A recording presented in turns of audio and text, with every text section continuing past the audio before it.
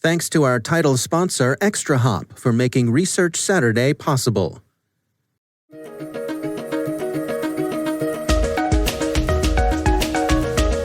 Hello, everyone, and welcome to the CyberWire's Research Saturday. I'm Dave Bittner, and this is our weekly conversation with researchers and analysts tracking down threats and vulnerabilities, solving some of the hard problems of protecting ourselves in a rapidly evolving cyberspace. Thanks for joining us.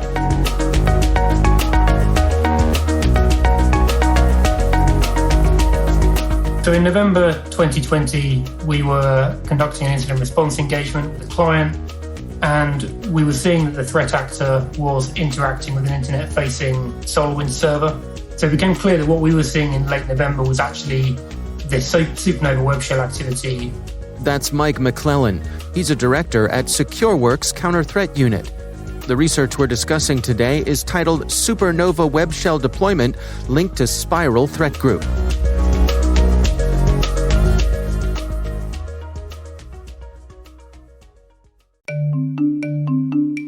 And now, a word from our sponsor, ExtraHop, securing modern business with cloud-native network detection and response. The massive shift to remote work has turned the reality of work on its head.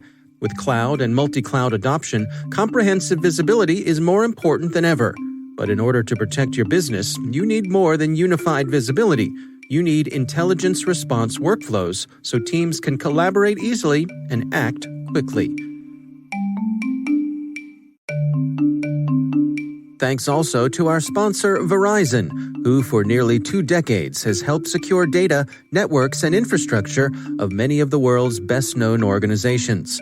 Their annual Data Breach Investigations report is considered the gold standard of cybercrime research, and Verizon's leadership in network, wireless, and IoT connectivity makes it uniquely capable of protecting the ever-expanding attack surface. Let Verizon help you optimize your defenses and achieve the maximum return on your security investments. Learn more at verizonenterprise.com/products/security.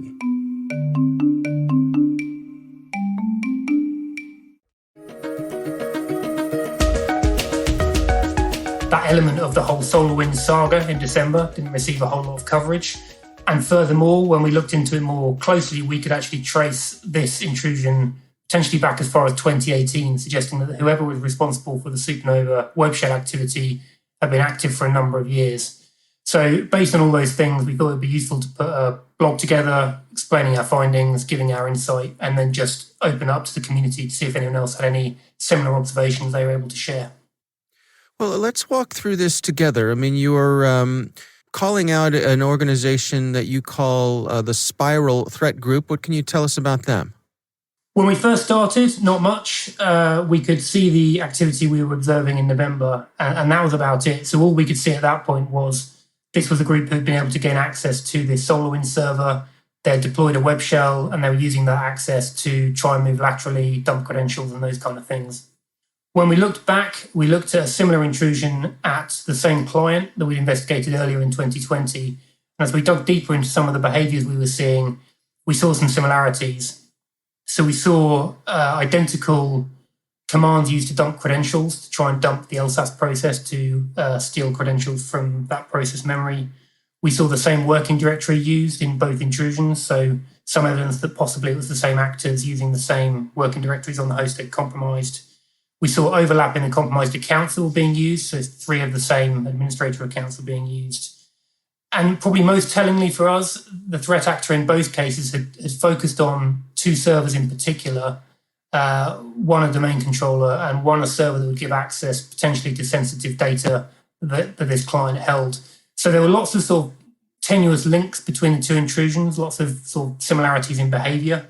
And that was really interesting to us. And then I guess the final element that was very interesting to us was at some point during the August intrusion, the threat actor had appeared to download a copy of our host agent and executed it on their own host, and that appeared to have exposed an IP address based in China. And that obviously for us was an interesting data point, because while normally command and control infrastructure, you can't take too much from where it's based in the world, but in this case it looked like the leak of an actual operator IP rather than their C2 infrastructure, suggesting that maybe the operators were based in China. So that's our kind of current understanding of the group. We're obviously working to see if we can associate that with any other known Chinese threats that we track. Well, let's dig into some of the details together. Let's walk through it. I mean, as you point out in the research that you've published, back in November 2020, your team was on an incident response engagement, and that's when this all sort of started to come to light. Can we go through step by step of how you unrolled what was going on here?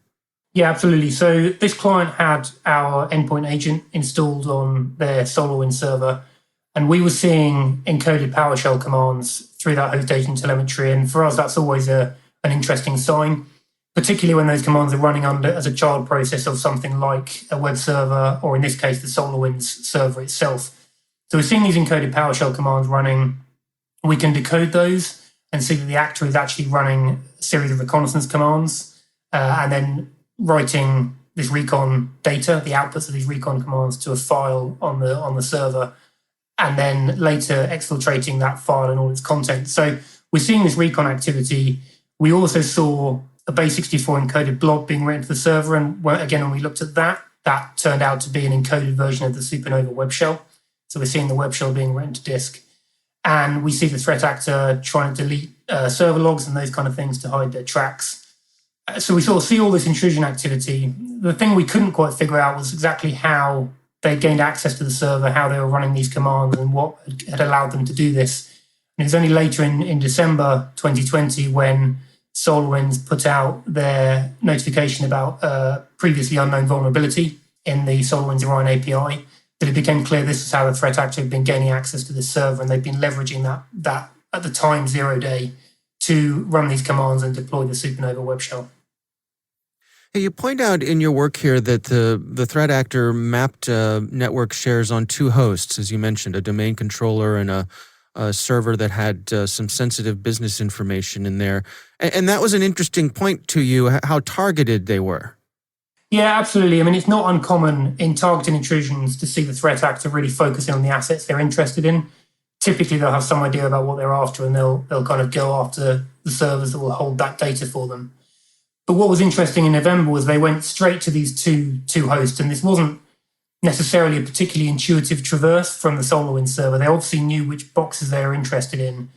And as I said earlier, when we began to look back at what happened in the summer of 2020, the intrusion we investigated then, it was clear they were the same hosts they'd been interested back in the summer. So they clearly knew what they wanted. They went after it very quickly in November, and that was really an interesting data point for us. So the conclusion here, or the supposition, I suppose, is that they had, when they gotten in earlier, they'd been able to sort of map out the networks, and so when they came in this time, they knew exactly where they had to go? Exactly, yeah. So it looked like the original access they had dated back from 2018. They were likely evicted in the summer of 2020 when we went and did incident response with the client. And then it looks like they were able to regain access in late November. And as you say, they knew exactly what they were after and tried to go straight to those hosts. Let's talk about this sort of inadvertent revealing of themselves that they did when they downloaded one of your EDR agents. Can you walk us through that? That's a fascinating little wrinkle here. Yeah, it's quite unusual to see that. I can't think of another example that we've seen where this has happened. But essentially, when we deploy our host agent out for an incident response engagement, the client will install that onto as many machines as possible. And we try and do that as one of the first parts of the engagement to gain widespread visibility of the environment. What appeared to happen in this case we saw a host begin to check in from an IP address geolocated to China, to a data center in China. And after extensive consultation with the client, it became clear this wasn't their host. It wasn't an IP address they recognized. It wasn't a host name they recognized. It appeared to be a kind of an anomaly. And the conclusion we draw based on the data we've got is that potentially the threat actor downloaded the installer for the EDR agent, executed it, and when the agent installs itself, the first thing it'll do is try and check in to make sure it's got network connectivity. So we saw a single check-in, then they stopped checking in, so we assume they killed it. But in that time period, we gained a very brief glimpse potentially into some of their operator infrastructure. Can you take us through what the cleanup process is like in a case like this? When you discover this type of infiltration, how do you go about cleansing these systems? These targeted intrusions are very different to incidents like ransomware, where you may have a very short kind of time window before something truly awful is going to happen to the customer. So when we work in these sort of targeted espionage intrusions, the most important thing early on in the incident response engagement is to try and understand how extensive the compromise is. So which servers have they got access to? What credentials are they using? Are there any other redundant access points they can use for a persistent access if we shut down the ones that we can see? So we'll try and spend as much time as we think we can to understand the scale of the intrusion. And then it just becomes a case of figuring out, do we need to rebuild systems, or can we remove artifacts to remove malware from those kind of infected hosts? Do we need to do a full domain-wide credential reset to evict them in a coordinated way? What are the steps we need to go through just to make sure that they can't retain their access and they can't come back in afterwards? So we'll spend as much time as we can understanding the scale of the intrusion. Then we'll develop an eviction plan with the client. We'll then do that eviction with them, and then we'll monitor for a period of time after that to identify any attempts to come back in. And in this case, we haven't seen any so far. Is there a stage in this sort of effort where you all are being intentionally stealthy? In other words, is part of your strategy that the attackers don't know that you know for a certain amount of time, so to give you visibility on what they might be up to? Yeah, there's a period of advantage, after the initial detection, before we start to actually shut down any of the access they've got. We have that small opportunity window where we know they're there and they don't know that we know. So it's really important in that phase to try and be as covert as possible. And we'll do that through means such as using out-of-band communication, so potentially standing up new email accounts with the client to make sure we can communicate outside of their corporate systems, finding ways that we can coordinate and discuss the incident response engagement without tipping the adversary off, because we've seen examples where the threat actor has access to email inboxes or potentially even things like Microsoft Teams. We've seen threat actors, in those platforms monitoring what the network defenders are doing. So it's really important we try and hide the response work as best we can from the threat actor. Is there an emotional component to this as well, as you're working with your clients and walking them through the remediation of trying to get them back to feeling like their feet are on the ground? There is a bit of that. That's certainly probably more true with some of the ransomware engagements we do, where it can be a really disruptive and fairly shocking time for the organization, especially if a ransomware attack has been successfully conducted against them. With these kinds of intrusions, it's a slightly different focus, because here, for us as intelligence analysts and as researchers, we're trying to make sure the client understands the potential impact and the potential context of the intrusion. So understanding who the threat actor might be and therefore what they're after, because that's really the important bit about intent, as far as I'm concerned, is what they might be going after in the environment. Making sure the customer understands the background. So in this case, because of all the other SolarWinds stuff going on at the same time, we had to try and separate out this activity from the broader supply chain stuff that was being covered extensively in the media. So there is definitely an element of education and making sure the client understands what's going on, what's important, and that can then help them understand how we should drive the response forward and how we should ultimately go about evicting the threat actor. And how does this fit into the larger SolarWinds event? How directly does this tie into that? Well, the short answer is it doesn't really. And this was the initial confusion, I think, because there was initially reporting that suggested that this web shell was linked to the supply chain compromise that's been widely publicised that SolarWinds suffered last year. There was then sort of further clarification in mid-December to suggest actually it probably wasn't linked, and certainly our findings support that hypothesis. So what we've got here is we've got a supply chain compromise against SolarWinds that happened towards the back end of, last summer, really, the sort of bulk of the activity there, which we assessed was likely Russian in origin.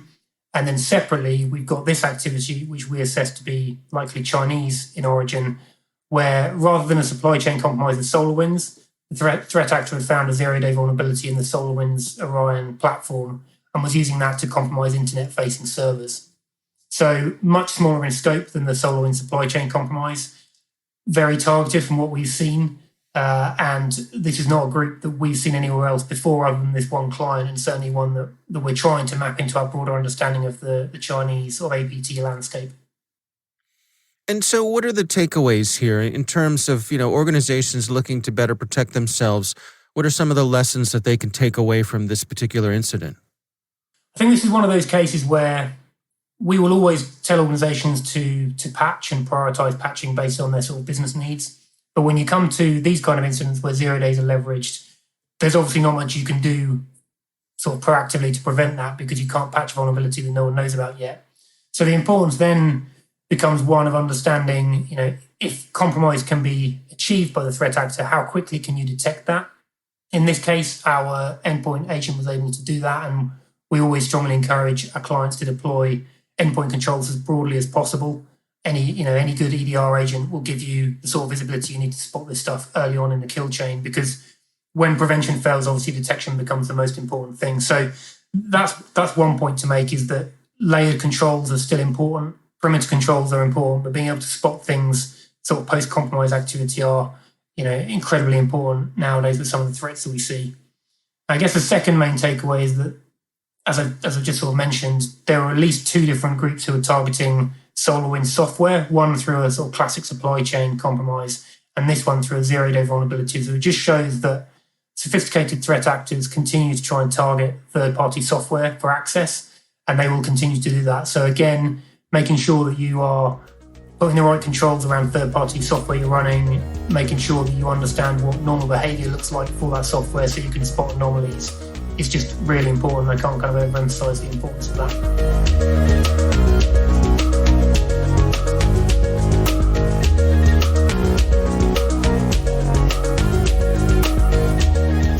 Our thanks to Mike McLellan from Secureworks for joining us. The research is titled SUPERNOVA Web Shell Deployment Linked to Spiral Threat Group.